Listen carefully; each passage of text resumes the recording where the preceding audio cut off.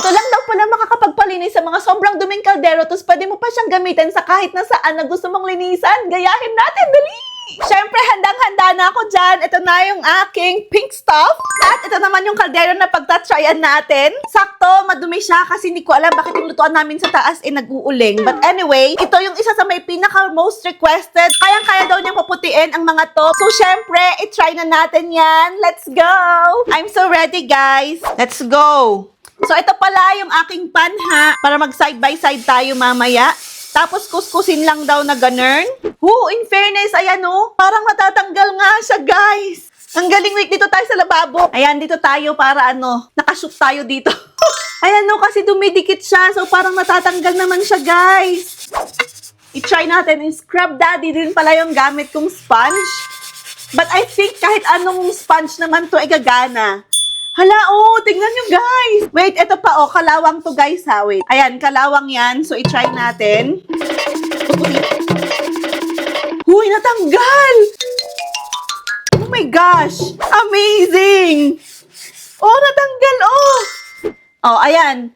Ano yan, uling. Kahit kuskusin ko ng sabon. Sabon to na normal dishwashing. Hindi natatanggal. Banlawan natin. And, maglagay tayo ng pink stuff. Yan. Oh my gosh. Amazing. Wait lang. Oh my. Ang galing. Ayan na. Wala na siya, guys. Wala na. Banlawan natin. Tingnan nyo, naglighten na siya. Wait lang, kuskusan ko lang ng mabuti, ha. So, get pink stuff. And, ayan. Namuti na siya, guys. Oh my gosh.